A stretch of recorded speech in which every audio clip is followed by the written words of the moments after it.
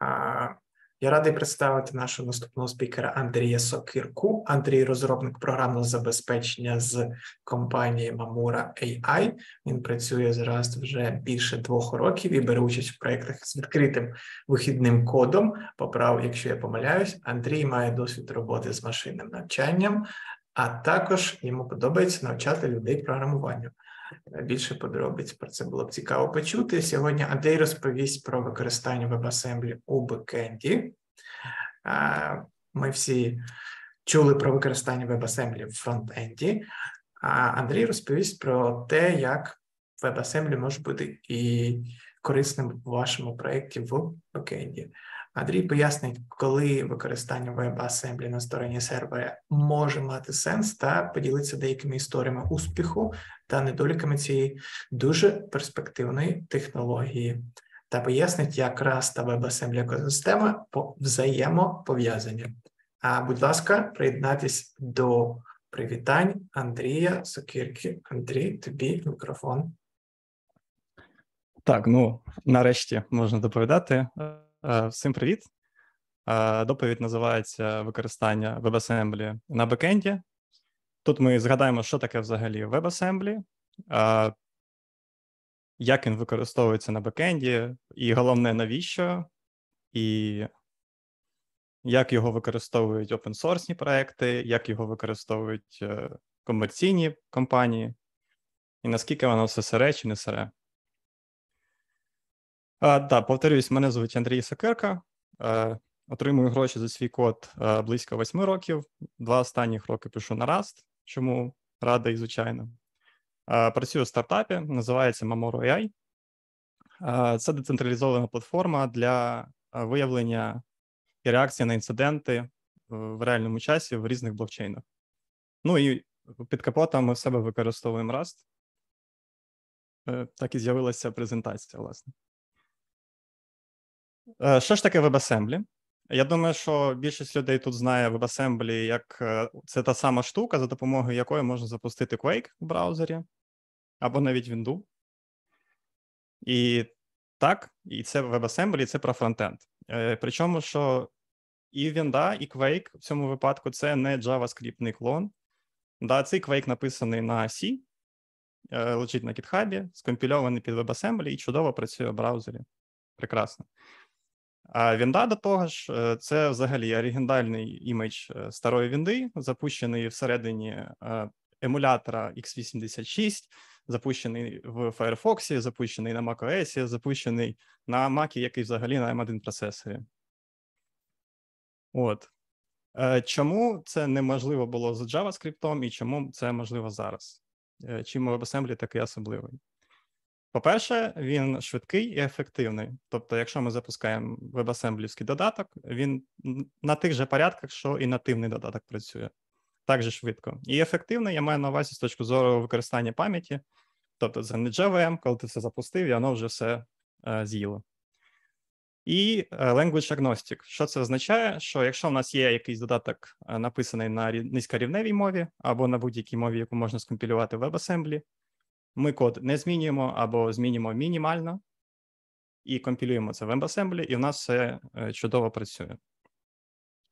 Також серед властивостей WebAssembly є особливості саме із вебу, тобто це платформ-агностик штука, тобто вона однаково запускається в різних браузерах, на різних операційних системах, на різних процесорах і так далі.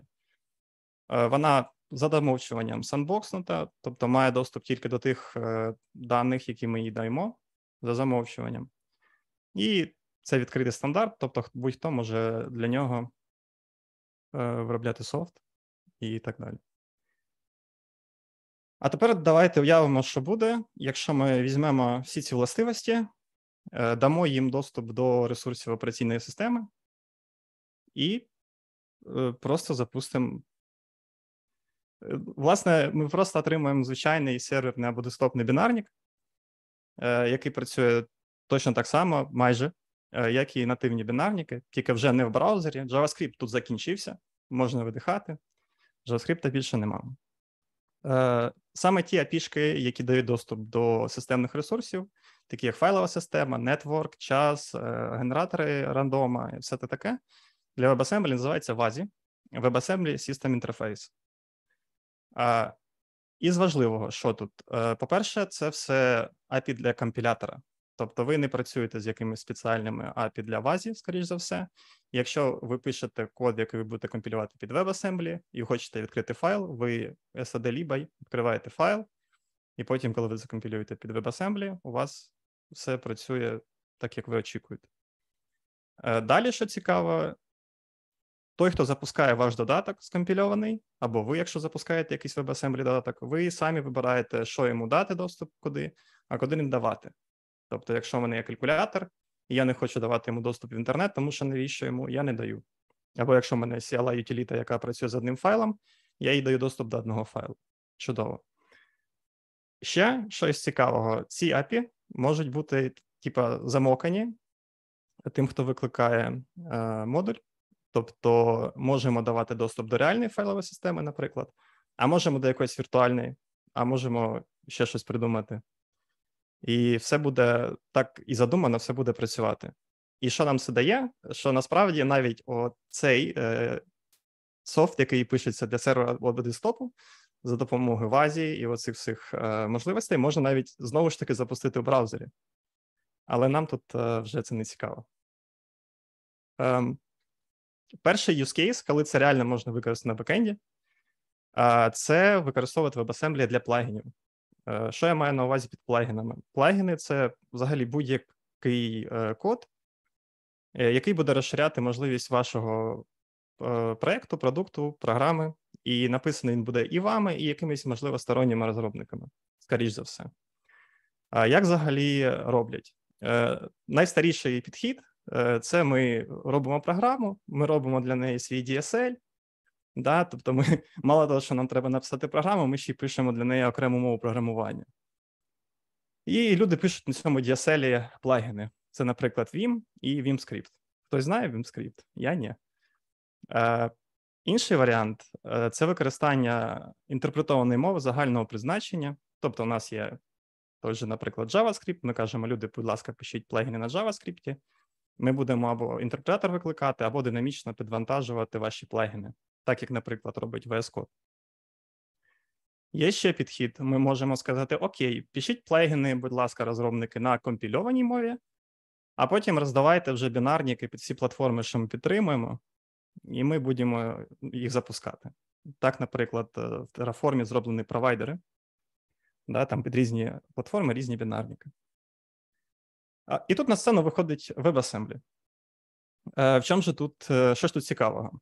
Якщо взяти, подивитись на цю таблицю і порівняти підходи, то що ми хочемо від плагінів? Ми хочемо, щоб вони були сек'юрні, тобто, щоб код із плагінів мав доступ тільки до того контексту, до якого він задумувався, да? До вашого додатку, а не для якихось там файлів, до яких має доступ сам процес вашої програми. Ми хочемо, скоріш за все, щоб воно було portable, да? Тому що роздавати бінарники під різні платформи і ви не захочете, мабуть, і розробники не захочуть зовнішні плагінів. Можливо, треба, щоб це працювало швидко, але мінімум бажано. І бажано, щоб девелопери не цуралися писати плагіни, щоб їм це було зручно, класно і приємно. Ну і, звичайно, щоб нам це не сильно запарно було імплементувати. Тут WebAssembly майже по всім пунктам гарно себе показує, тобто він сек'юрний, тому що він із веба, в вебі взагалі таке стрьомне середовище, да? Він portable, знову ж таки з веба, він швидкий by design, easy developers onboarding. Чому? Тому що, знову ж таки, ви не обмежуєте девелоперів в мовах програмування, вони можуть вибрати, умовно кажучи, будь-яку, яка скомпілюється під WebAssembly. Наскільки це легко імплементувати на практиці? Легко, але є нюансики. В чому нюанси?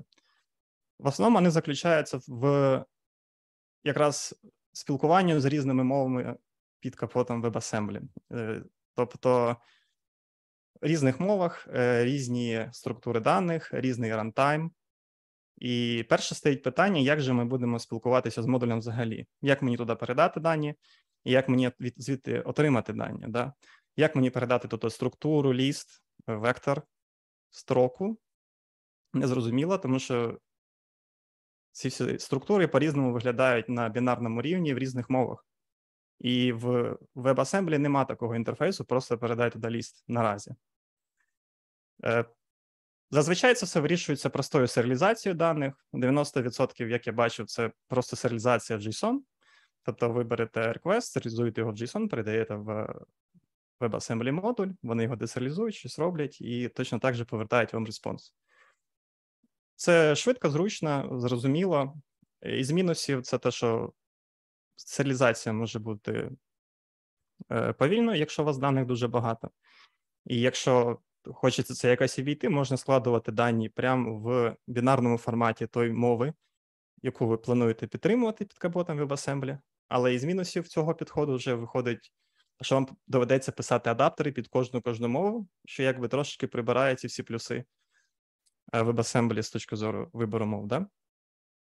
Ті ж самі проблеми є з garbage-колекторами. Тобто, якщо у вас немає garbage-колектора, чудово, прекрасно, немає garbage-колектора, немає проблем. Якщо у вас в WebAssembly модулі люди пишуть на Rust, ви нічого не робите. Але якщо там є garbage-колектор, то може бути така ситуація, що ми передаємо в WebAssembly модуль якийсь об'єкт, потім викликаємо функцію, яка буде з ним працювати, а функція така, який об'єкт? А немає його. І garbage-колектор його просто почистив. От. І в такому випадку можна зробити дві речі. Перша річ – це інтегруватися з garbage-колектором кожної мови, що та ж сама проблема, що і в минулому кейсі. І є інший варіант – використовувати той самий WASI і передавати дані в плагіни через SSD-in і отримувати дані через SSD-out, а потім просто плагін вичищати з пам'яті повністю. Так теж норм, так роблять. Те ж саме питання, що робити з ф'ючерсами. Коротко кажучи, нічого. Нічого не робити з ф'ючерсами. Все, що між WebAssembly і хостом, буде синхронним. Є пропозал, але він в прогресі. І також із нюансів, то що якщо ви дали WebAssembly, віртуальній машині WebAssembly якусь пам'ять, то забрати її не вийде. Пам'ять може тільки рости.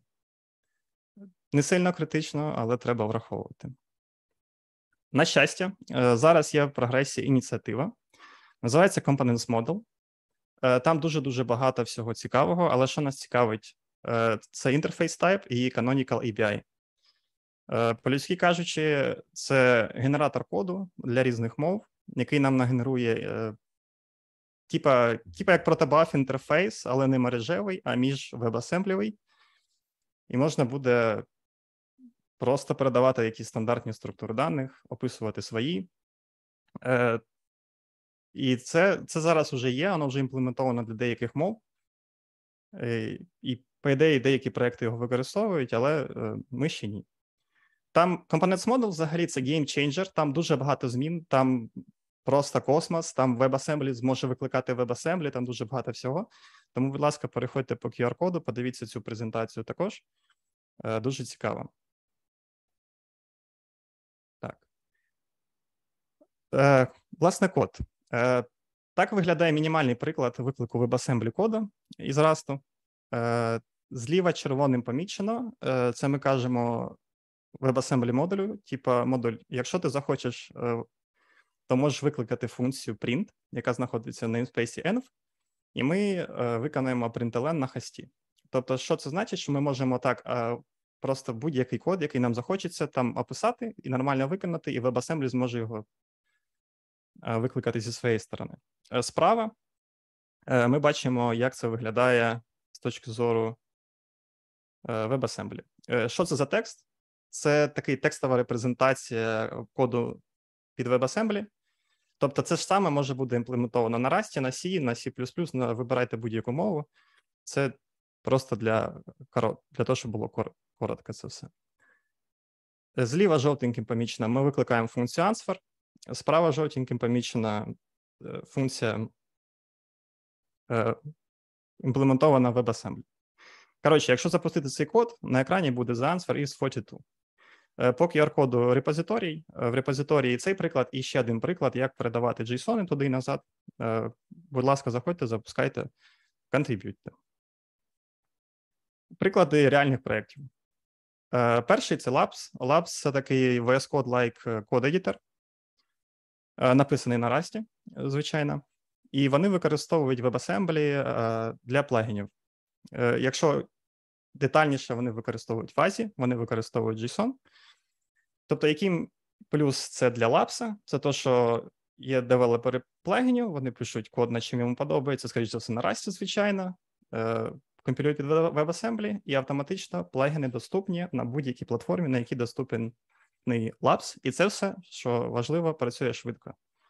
Я приклади робив, до речі, в ньому для цієї презентації. Тому воно реально працює. Але це open-source проєкт. Комерційний проєкт. Fastly. Георозподілений Nginx такий, да, CDN. Компанія, яка обробляє десятки терабайт трафіка в секунду. Коли Fastly упав, мені здається, в минулому році ми узнали, що ним користується Stack Overflow, Twitch, Reddit. Да, дуже популярна компанія. І от, щоб конфігурувати її, раніше треба було використовувати мову, називається VCL. Наскільки я пам'ятаю, це Varnish Configuration Language. Зліва ми бачимо, як це виглядає. Виглядає це стрьомно, виглядає це незрозуміло, якщо не прочитати спеціальну документацію по VCL і не отримати пару раз граблями. Справа ми бачимо такий же точно приклад на Rust. Я особисто не писав на Rust конфігурацію для Fastly, але я писав на VCL. Ну і Rust-овий варіант мені подобається більше. Runtime. Що таке runtime? Runtime – це, власне, запускатор WebAssembly. Тобто, якщо це в браузері, у нас runtime іде від браузера. Якщо це бекенд, якщо це код, нам треба якийсь запускатор. Як вибирати runtime? Я б вибирав runtime по таким критеріям. Хто девелопер і чи активно воно розробляється? Які мови воно підтримує, тому що іноді нам потрібен не тільки Rust. Які API-шки доступні, що в них є в SDK, чи подобається просто суб'єктивно. Чи є в них CLI, щоб, наприклад, запускати standalone application, да? Що в них по security? Чи реалізують вони WASI, якщо нам треба? І чи реалізують вони майбутні WASI proposals? Чому майбутні WASI proposals – це важливо? Там є такі базові речі, до яких ми звикли, але в WASI вони ще не повністю не фіналізовані, такі як, наприклад, мультитрейдинг. І тому розробники плагінів, розробники рантаймів, точніше, це реалізують наперед. От, і у всіх є свої реалізації ще не фіналізованих пропозалів. Трошки більше про різні рантайми, про їх перформанс, про порівняння перформансу WebAssembly до нативних бінарників і навіть більше по QR-коду. Дуже класна стаття. Рекомендую. Із рантаймів, написаних на Rust, я б виділив два. WasmTime і Wasmer. Загалом, я думаю, що і той підходить для використання в продакшені. Єдине, що Wasmer, бачите, підтримує більше мов, підтримує більше компіляторів і розробляється комерційною організацією. В свою чергу, WasmTime трошечки менше всього підтримує, але по факту це ж саме. І CraneLift, компілятор, який використовується Wasmer, теж написаний Bytecode Alliance, дата, яка розробляє WasmTime. І це все розробляється не комерційною організацією. Із плюсів WasmTime ще, що вони репортять всі свої баги по security, а у Wasmer все працює добре. Ми використовуємо Wasmer в своєму проєкті. Наступний use case використання WebAssembly. Це альтернативний рантайм для контейнерів. Тобто в нас є Linux-контейнери, да, які працюють під капотом докера через лінуксові механізми. І можна з тим же принципом запускати WebAssembly WASI код. Якщо ви не вірите мені, повірте Соломону Хайксу, кофаундер докера, що він написав, що 4 роки назад, що якщо б WASI існували б у 2008-му, ніби не потрібно було створювати докер. І що наскільки це важливо, і що WebAssembly на сервері – це майбутнє вичислень. Він там, до речі, більше не працює. Але, незважаючи на це, докер зараз реалізує підтримку WASI контейнерів. Чому це має сенс? Докер-контейнери, я пам'ятаю, коли з'являвся популярний був докер, ми такі, ой, докер – це як віртуалка, тільки ще легше, швидше і прикольніше. і сендбокснути, правильно? В Азі, Binary і WebAssembly пам'ятаємо, що за Sandbox, Performance і все таке. Це те ж саме, тільки ще далі пішло. Тобто, по-перше, це ще легше, ніж докер-контейнер. Нам не потрібно частину операційної системи за собою тягнути в бінарній квазі. І навіть нам, щоб підняти WebAssembly Application, нам навіть не потрібно створювати процес в операційній системі. Тобто це ще швидше і легше, ніж докер-контейнер. Ще із плюсів, WebAssembly запускається однаково на будь-якій архітектурі процесор. І тут я передаю привіт власникам маків на M1, тому що якщо ви намагались запустити x86 контейнер у себе, у вас, скоріше всього, не вийшло. У мене просто все зависало, хоча повинно якби працювати. З WebAssembly таких приколів не повинно бути. Ще із плюсів те, що, знову ж таки, WASM контейнери і WASI контейнери працювали би одинаково швидко і на Linux, і на macOS, і на Windows, тому що коли на Linux це працює нативно, на macOS і на Windows це працює через віртуалки. І мало того, що воно повільно через це, так ще є проблеми з синхронізацією файлових систем. Але все не так, не зовсім так класно. По-перше, скоріш за все, у вас не вийде скомпілювати свій проєкт під WASI, чи тому, що у вас щось там не підтримується, або стоїть якийсь if-CFG, да, на Windows, Linux, або якісь із ваших депенденсів можуть це просто не підтримувати. Далі, WebAssembly все ж таки повільніше, ніж нативний бінарник. Знову ж таки, в 2-3 рази. В статті, яку я раніше згадував, там є конкретні порівняння і описані методології, як тестувалося. І далі, Docker, це теоретична можливість, да, це все зробити. Щодо практичної можливості. Docker зробили статтю, technical preview, типу, от, будь ласка, ми імплементували, можна запускати WASI контейнери. Виявилося, що треба ставити якийсь спеціальний докер, який навіть через Linux працює через віртуалку, і на сервері я не зміг це запустити взагалі. Але що я зміг запустити? Я зміг запустити контейнер D, і перед тим, правда, довелося компілювати рантайм для WebAssembly і слінкувати це все вручну, але воно спрацювало. І, до речі, рантайм для WebAssembly для контейнер D називається RunWASI, і, звичайно ж, він написаний на Rust. Приклади реальних проєктів. По-перше, Docker плюс WASM, да, тобто Docker, як компанія, яка працює з контейнерами, мабуть, найбільше всіх, найбільш популярна, признає те, що так, WASM і WASI контейнери це треба робити. Далі є open-source CLI і комерційний клауд, називається Spin. Тобто можна написати свій WASI веб-сервер, задеплоїти в себе локально, дуже швидко все працює. Написав Hello World, до речі, скажу. От, а можна задеплоїти їм в клауд. Поки що безкоштовно, далі будемо дивитися. Який для нас плюс цього всього? Якщо, наприклад, є Heroku, так як WebAssembly ще легше, ніж контейнери, а Spin – це WebAssembly, а Heroku – це контейнери, то для нас це значить, що це буде як мінімум дешевше, що не може не радувати. Також є активний проект, називається WASM Cloud. За відчуттями це щось між Heroku і Kubernetes, така більш складна система для написання таких WebAssembly мікросервісів. От. Можна користуватись, напевно. Не пробував. Звичайно, це все написано на Rust. Так, підсумуємо. Що WASM себе дуже гарно показав на фронтенді, і давно всі цим користуються.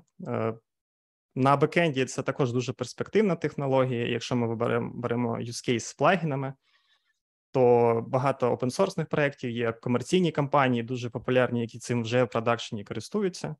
Якщо ми беремо use case з контейнерами, то все виглядає дуже прикольно, але поки що сировато.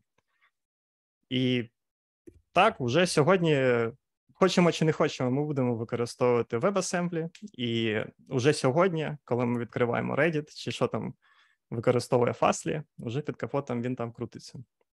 Що прикольно. Що, дякую вам за ваш час. Лінки на презентацію, на контакти. Ставте лайки, підписуйтесь на pull-реквести і пишіть запитання. Дякую. Андрій, не так швидко, у нас багато запитань, не втечеш. Не втечу. Так, то може розповіси пару слів, для чого тобі знадобилось робити таке глибоке дослідження WASM? Був якийсь use case?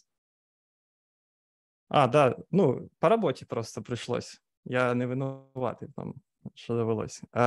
Коротко кажучи, у нас платформа, щоб люди могли писати код, і цей код буде реагувати на якісь стрьомні для них події в блокчейнах з їх смарт-контрактами. Тобто людина може прийти до нас і написати свій код, який ми в собі будемо виконувати в реал-тайм на даних, які постійно куча даних приходить з блокчейнів. Тобто нам цікаво, щоб це було sandbox, performant, efficient, тобто все про WebAssembly. Тобто в нас використовується WebAssembly під капотом нашої системи, де люди будуть і писати цих всіх демонів, які будуть слідкувати за подіями. Наскільки, Андрій, ви оцінюєте, ви досягли тої мети, яку ставили перед собою, коли вибирали цю технологію? Ну, от вийде перша версія продукту, подивимося, як воно буде працювати на практиці, якщо так уж казати. От. Ну, у нас тестовий environment, поки якби дуже ранні стадії розвитку стартапу. Загалом по логам, просто що я пам'ятаю, ця штука реально швидка, вона дуже швидко підіймається, вона дуже швидко працює. Є нюанси, знову ж таки, з тим же interoperability, але я думаю, що через деякий час ми просто все перепишемо на Components Model і, сподіваюсь, все буде ще простіше. Добре, у нас більше 10 запитань, я їх всіх зачитаю, якщо в тебе є час, але перед тим, як почати їх зачитувати, хочу зробити коротке оголошення, що наступна кімната відкриється через 5 хвилин, через 10 хвилин почнеться доповідь на тему Competitive Programming in Rust. Іван Дерев'янко українською мовою. Кому цікаво, чим займаються олімпіадники на олімпіадах по програмуванню, будь ласка, долучайтесь до наступної кімнати, а зрештою ми продовжимо в цій кімнаті. І перше запитання від Віталія Сапроненко. Чи підтримуєте ви ідею, що WASM плюс WASI може витіснити докер? Андрій, ти вже про це згадував. Даси додаткові коментарі? Мені здається, в першій версії моєї презентації там було типу новий рантайм для контейнерів, чи щось таке. Але потім я це замінив на альтернативний рантайм для контейнерів. Тому що WASM і WASI – це, звичайно, прикольно, але нативні бінарники – це нативні бінарники. І я особисто вважаю, що це чудовий альтернативний рантайм для контейнерів, який буде використовуватись в тих випадках, коли воно реально має сенс, без фанатизму. Тобто воно просто буде поряд працювати. Просто, наприклад, от зараз у когось Docker Compose з якимись там імейджами, просто якийсь момент вони стануть WebAssembly імеджі. Просто не всі, мабуть. І буде це так же безшовно працювати.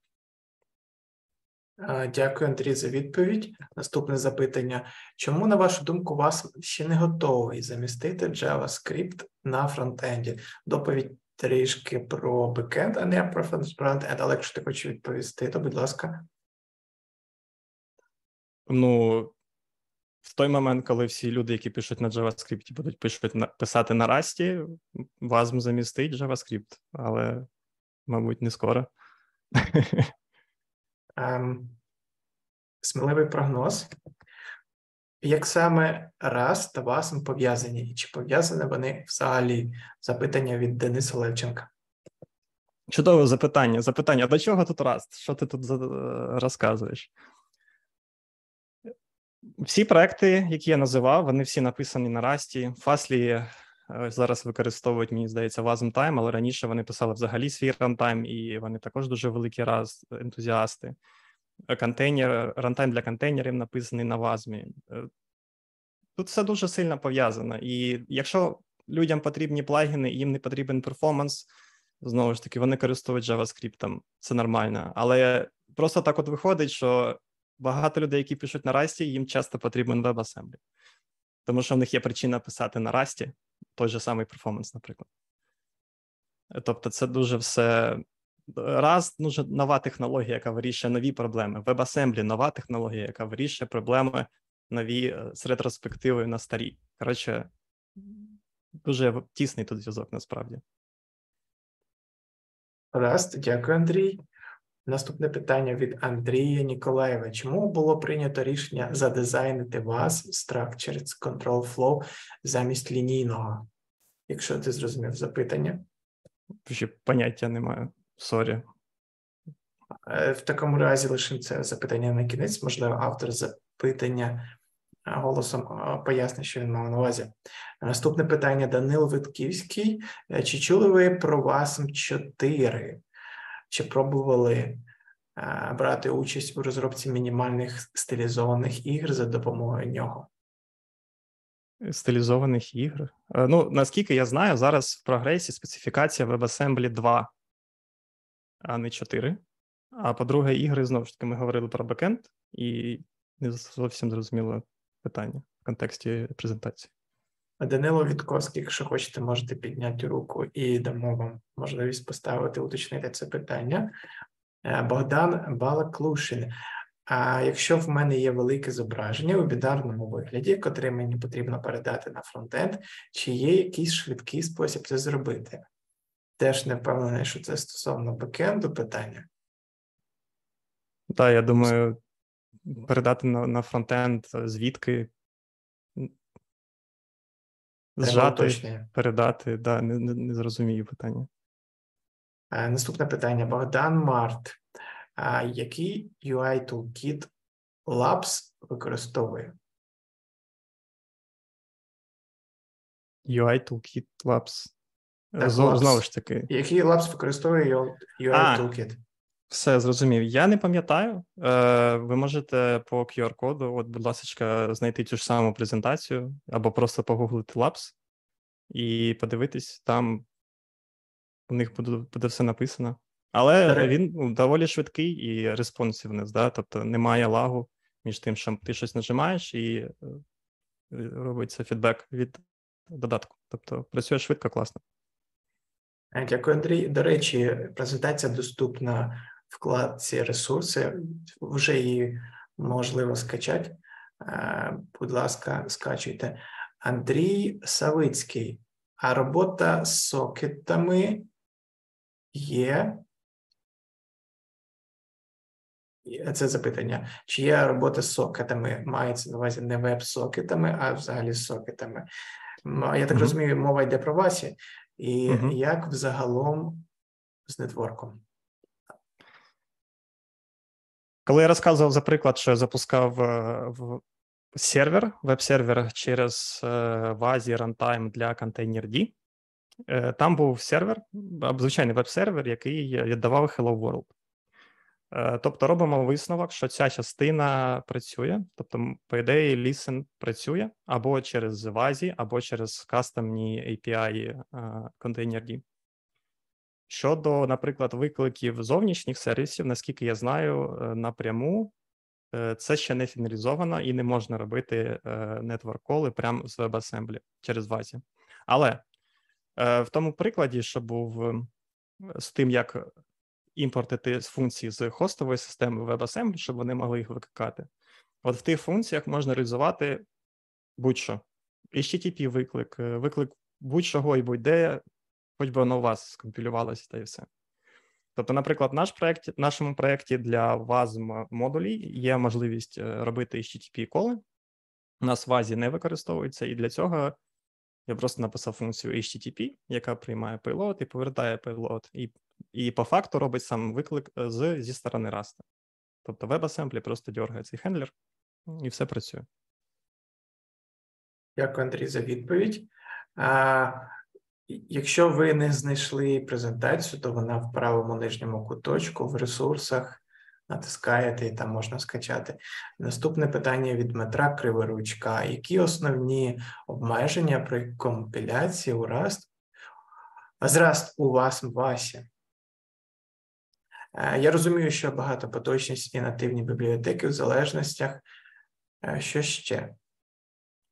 Наприклад, були проблеми, наскільки я знаю, з компіляцією, наприклад, того ж OpenSSL, да, тому що його треба якось лінкувати. Зараз, наскільки я знаю, з WebAssembly є нюанс з тим, що не можна динамічно слінкувати щось. І якщо я, знову ж таки, пам'ятаю правильно, це все також частина роботи по Components Model. Тому будемо говорити про статичну лінковку. Але повертаючись до OpenSSL, є OpenSSL під WASM, наскільки я пам'ятаю. От. Із основних проблем це проблеми в депенденсіях. Тобто десь якась депенденсі, з яких причин не підтримує WebAssembly. І часто це так працює, що коли ти робиш кросплатформний додаток, у тебе там стоїть цей compile time CFG, да? If Linux, else Windows, да? І там просто немає WebAssembly. І треба щось з цим робити. Або, можливо, в Азі, знову ж таки, він ще сируватий, ще не все працює. І просто частина цих сісколів, вона ще недоступна, ту, яку ця депенденція може очікувати на системі в Азі. Дякую, Андрій. Наступне запитання. Олександр Михайленко. Чи чули ви про WASM? WASM – це WASM Interpreter. Ні, не чув.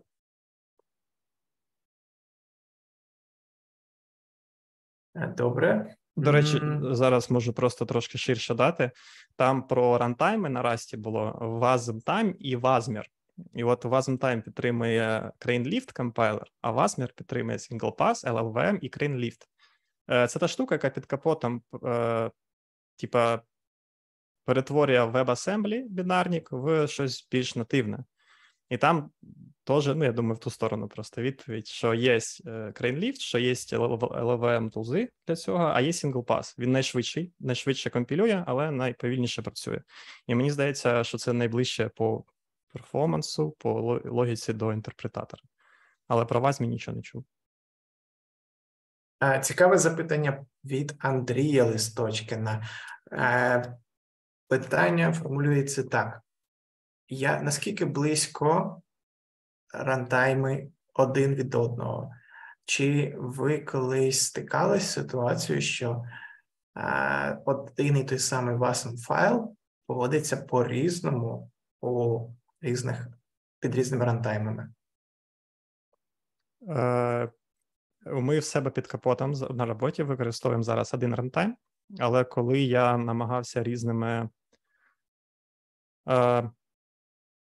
рантаймами із CLI-ки позапускати WASM-ові бінарники, у мене WASM-Time на Rust запустив там якийсь Hello World, Hosei, якщо точно. WASM-Time, WASM інший на Rust також спрацював. WASM Edge, написаний на плюсах, чомусь упав segfault. Не знаю, з чим це пов'язано. Були ще подібні прецеденти з якимись, можливо, більш складними програмами? Не знаю, я так глибоко не розбирався, відверто кажучи. Раз, Андрій, дякую. Наступне запитання від Дениса Мажара. Є приклад популярних креативів, які не працюють з WASM, наприклад, HyperRust LS, як Async Runtime Tokyo. Тобто, я так розумію, питання в тому, чи є якісь крейти, які обмежують можливість використання WASM в проєкті. Наскільки я пам'ятаю, але це треба перевіряти, асинхронщина не працює Tokyo, але я, можливо, помиляюсь. Request для реквестів, власне, мені здається, стандартний не працює. Працює там якийсь, я знаходив спеціальний під WASI, через якимсь другим чином він працює. Тобто, конкретно по бібліотекам нічого не скажу, я не компілював під WebAssembly, під WASI великі додатки взагалі. Угу. Я прокоментую. Андрій Листочкин написав, що Rust LS працює в WASM, а Rust OpenSSL не працює, тому що залежить від C. Tokyo працює в однопоточному режимі. З цим я також зустрікався.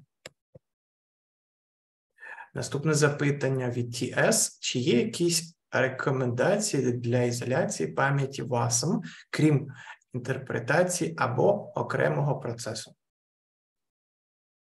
А яка ціль ізоляції пам'яті WASM? Пам'ять WASM – це пам'ять всередині вашої пам'яті, да, яка знаходиться. Тобто вона і так ізольована. В адресному просторі WASM модулю взагалі не існує пам'яті хоста, хоча пам'ять самого WASM модулю існує всередині пам'яті хоста, і ти маєш до неї доступ з хоста. Тобто він і так ізольований. І окремий процес для WASM, мені здається, це скоріш в якомусь сенсі мінус, ніж плюс. Хоча треба розуміти, навіщо. Ясно. Хочете уточнити запитання? Якщо піднімете руку, то ми дамо вам голос. Бачу raised hand. Привіт. Так, привіт. Я мав на увазі жорстку ізоляцію, коли, написавши специфічний, наприклад, код на WASM, WASM, наскільки мені відомо, не перевіряє out of bounds access сам по собі. Я це на увазі. Якщо зробити... Коли WASM скомпільований наприклад, JITOM, або ahead of time, коли він стає бінарним кодом. Насправді, єдине, що я можу сказати, що коли я отримав таку помилку, у мене з панікою падав весь додаток. Точніше, не весь додаток, а додаток сам WebAssembly, да, з точки зору SDK. Тобто цю помилку можна було відловити. Ну, просто з моєї точки зору це дозволяє проводити всі ті ж самі атаки, коли недовірений модуль завантажується в процес. Я так розумію, єдиний спосіб – це, як і раніше, тільки виносити WASM в окремий процес, так? Тобто WASM не має доступу до пам'яті хоста. Він не має таких API.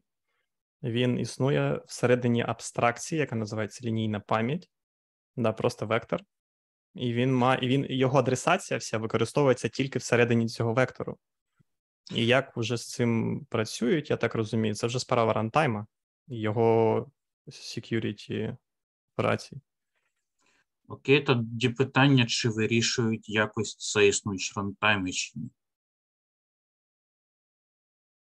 Чи таке питання просто не підіймалося? Мені здається, що це повинно працювати. Тобто я розумію, в чому прикол, що ти можеш випадково або спеціально отримати доступ до якоїсь не своєї ділянки пам'яті, але кожен WebAssembly модуль, кожна віртуальна машина має свою пам'ять і не адресує взагалі пам'ять в рамках хоста.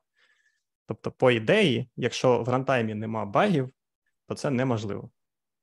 Ну, я ж кажу, з моєї точки зору, це абсолютно можливо, якщо рантайм не перевіряє out of bounds access. Ну, тобто, зрозуміло, що на рівні WASM там все красиво. Але коли це все перейде у реальні бінарні інструкції, той масив стане просто шматком пам'яті. І ми можемо радісно зробити доступ по некоректному адресу. Ну, в такому випадку, якщо це сильно хвилює, що валідно, в принципі, якщо брати WASM і WASM Time, то краще, мабуть, звернути увагу на WASM Time, тому що у них є CVE-шки, вони їх репортять, вони їх фіксять, у них все відкрито. Тобто можна навіть, якщо цікаво, я цього не робив, але можна подивитися їх CVE-шки, подивитися, які баги були, і прикинути, які взагалі можуть бути. Дякую. Ідемо далі. Данил Вітковський. Він уточнив своє запитання. Тільки потрібно знайти. Знайду пізніше. Матвій Чарва. Чи були у вас необхідність налаштовувати комунікацію між WASM та фронт-енд з WASI на бекенді? Ні, не працював з WASM на фронтенді зовсім. Дякую. Ярослав Хадаковський. З приводу GC, Garbage Collection, ви згадували, що об'єкт зможе неочікувано зникнути і треба інтегруватися із GC. Маєте на увазі, що об'єкт пам'яті ззовні вас передається всередину вас по референсу, чи об'єкт всередині пам'яті вас передається по референсу назовні, чи щось зовсім інше? Повторите запитання. Мені зрозумів. Да, вони передаються по референсам. Тобто все як старі добрі, яких я навіть не застав. Тобто ти коли хочеш повернути об'єкт, ти повертаєш циферку з поінтером, да, і повертаєш циферку з длиною. І просто може бути таке, що ти ці циферки з поінтерами передав у вас модуль, ти його запустив, і просто десь там на якоїсь першій, другій інструкції рантайм паузиться, GC це очищає, і ти вже отримуєш segfault. Чи що там? Дякую, Андрій. Питання від Павла Ремігайло. WASM позиціонується як крос-платформний рантайм для плагінів, те, що треба. Але чи є рантайми, які можна було б використовувати на мобільних платформах для підвантаження логіки, написаної один раз для всіх? Мова йде про крос-платформеність, я так розумію. Давайте прикинемо. Не працював з мобільним девелопментом, окрім, знову ж таки, пари Hello-World, але я знаю, наприклад, зараз в Android є NDK, і раз там нормально підтримується. Тобто, чисто теоретично, чи можливо в цьому Rust чи NDK... WebAssembly? Rust. Чи можливо там підтягнути runtime, Wasmer, або WasmTime, або що там ще, і запустити WebAssembly код? Ну, мені здається, що таке може бути. Але на практиці нічого не скажу. Можна спробувати. Гаразд, дякую, Андрій. Наступне питання. Андрій Савицький. Чи можете ви збирати бібліотеки, аналог динамічних бібліотек, які будуть завантажуватись один раз, але використовуватись в різних сендбоксах? Я не впевнений, що зрозумів запитання. Андрій, ти зрозумів запитання? Чи можливо... Ну, мабуть, але по ідеї різні сендбокси, на то вони різні сендбокси, да, як всесвіти, які не перетинаються наразі. Але навіщо це робити? Типа, щоб воно швидше працювало, але підняття WASM модуля – це дуже швидка операція, дуже швидка. Тобто, я думаю, що, знову ж таки, це теж може бути в рамках Components Model, але наразі все таке дерев'яне трошечки. Я так розумію, для того, щоб емулювати операційну систему якоїсь складності. Я би дуже сильно ще раз рекомендував от людям, які задають такі цікаві запитання, це не сарказм, подивитися презентацію The Path to Components. Там прям дуже все круто і цікаво розказують. І зрозуміло, що важливо. В такому разі мені доведеться знайти лінк на цю презентацію. Це та презентація Люк Вагнер. Саме так. Зараз я Мені здається, він якраз в Фаслі і працює. Розшарю повторно. На YouTube, так? Угу.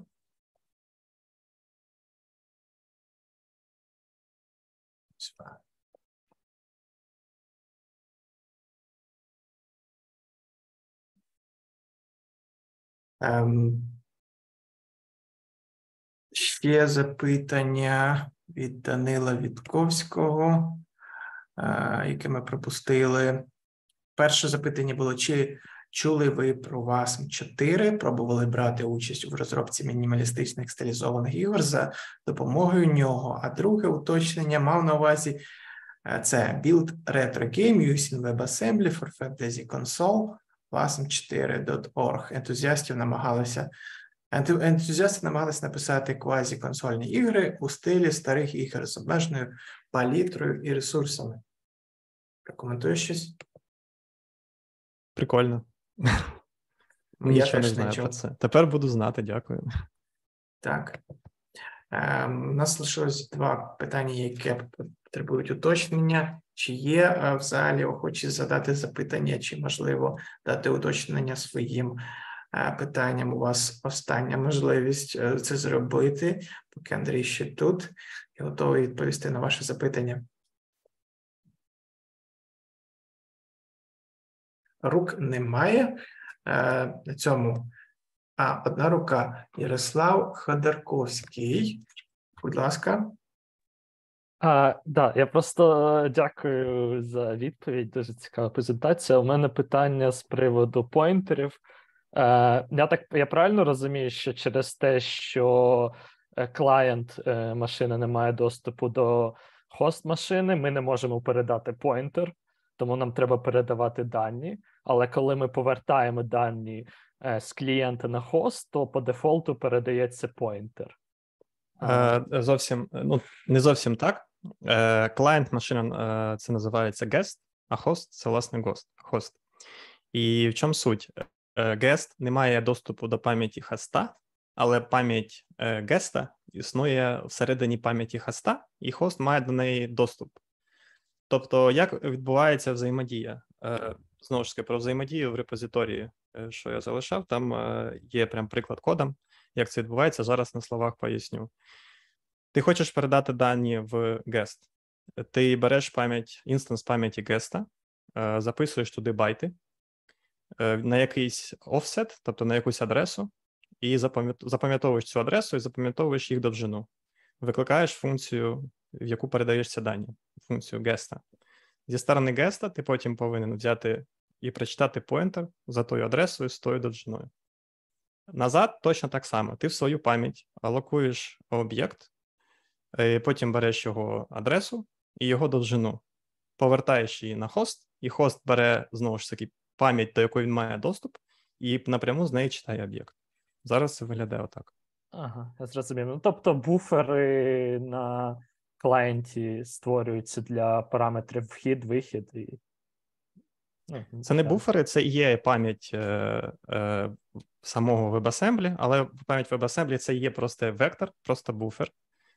І ти з хоста робиш з нею що завгодно. А з геста вона виглядає як своя звичайна пам'ять, як в будь-якій програмі.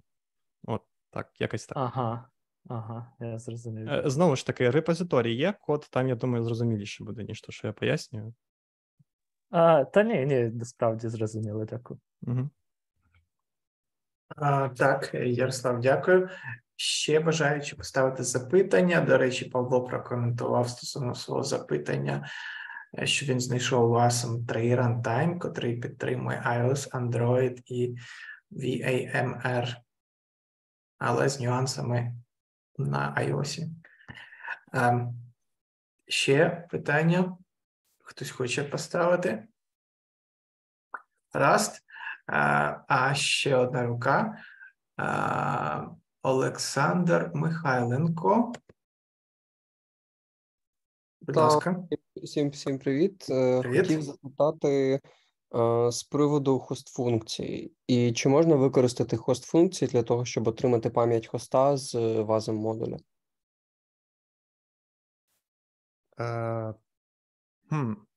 Тобто написати хост-функцію, яка буде читати всю пам'ять процесу і засовувати її в пам'ять WebAssembly? Так. Але таким чином виходить, що ми вдвічі збільшимо пам'ять процесу, і тоді вона не вміщається. Вміщається, але вона становиться двічі більше. Ні, звичайно, я розумію. Просто тут просто була така теза, те, що з вази модуля неможливо отримати пам'ять хоста. І просто цікавило, чи хост-функція, по ідеї, нам може повернути там все по частині. Неможливо, мається на увазі, що адресація відбувається на іншому рівні абстракції, але якщо хтось напише такий код, то зрозуміло, що він отримає ту пам'ять. Просто, що це буде не та пам'ять, а її копія. Тому що треба буде взяти цю пам'ять і просто записати в інший буфер. Окей, дякую. Дякую, Олександр, дякую, Андрій. А якщо немає бажаючих поставити запитання, то будемо завершувати. Андрій, 30 людей досиділо в цій кімнаті з нами. Ви сильні. Так, багато, бачиш, людей, які цікавляться цією темою. Ще більше людей нас подивляться. Я думаю, це дуже круто, що буде трохи більше українського контенту і що ти поділився експертизою, цим дослідженням з нами всіма. Дякую тобі за це. Дякую вам за час. І ті, хто досидів, якщо ще хтось слухає, знову ж таки, в репозиторії є 2 приклади. Там є to-do-ліст на ще штук 5. Так що, якщо вам цікаво погратися з цим, чи просто ще щось, якщо вам цікава ця тема, можете також зробити pull request, і буде це доступно всім іншим людям, які зайдуть в той репозиторій. Коротше, прикольний двіж. Дякую, Андрій. Побачимось.